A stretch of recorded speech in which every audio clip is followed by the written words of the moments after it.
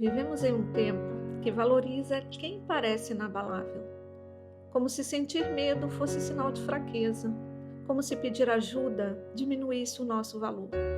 Sem perceber, vamos aprendendo que ser forte é dar conta de tudo, que mostrar fragilidade é falhar, que precisamos resolver tudo primeiro, para só depois voltar a aparecer.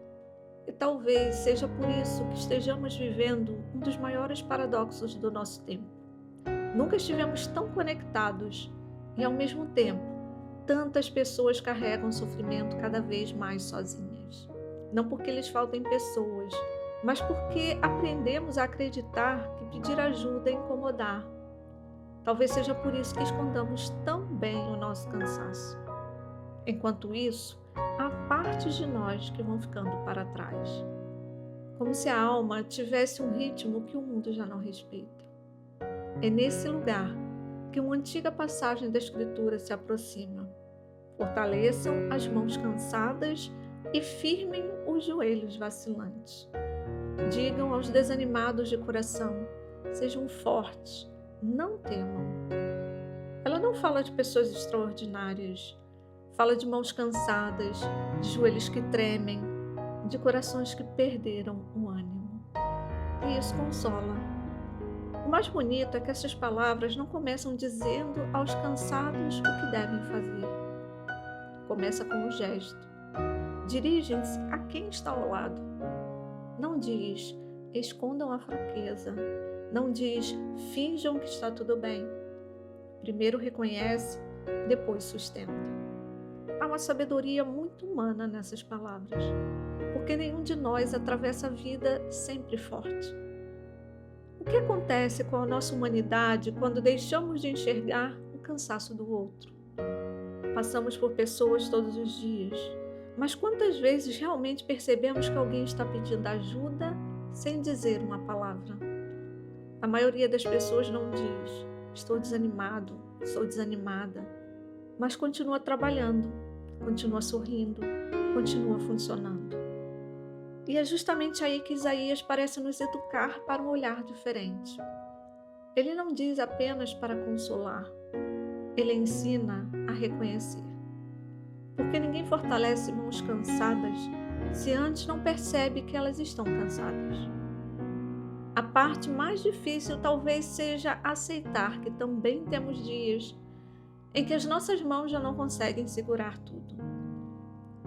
Onde podemos dizer, hoje eu não consigo, sem perder o nosso valor. Hoje, talvez alguns de nós se reconheçam nas mãos cansadas. Outros descubram que podem ser a mão que sustenta. E muitos de nós estaremos ao mesmo tempo nos dois lugares. Porque a vida tem esta humildade. Há dias em que oferecemos força, há dias em que vivemos da força que nos oferece. Nenhum desses lugares nos torna maiores ou menores. Apenas nos lembra que fomos feitos para caminhar juntos. Quase todos nós conseguimos lembrar de alguém que, sem resolver a nossa vida, mudou alguma coisa apenas por estar presente. Uma professora, um amigo, um pai, uma mãe, um vizinho, um desconhecido. Às vezes nem disseram a frase perfeita, mas ficaram. E há momentos em que permanecer já é uma forma de fortalecer. Talvez seja esse o gesto mais bonito desta antiga sabedoria. Ela não nos pede que sejamos invencíveis. Convida-nos a continuar. Com as mãos que hoje temos, com a força que hoje existe, com a esperança possível deste dia.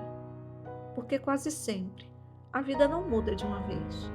Ela muda quando voltamos a acreditar que um passo ainda é um passo.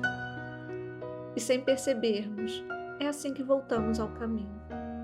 Não porque deixamos de ser frágeis, mas porque descobrimos que a fragilidade nunca nos impediu de caminhar juntos. Por isso, não tenha vergonha do seu cansaço. Ele não diminui quem você é.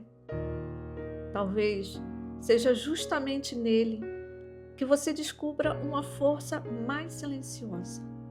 menos orgulhosa, mais verdadeira, a força de quem já não precisa provar nada, apenas continuar.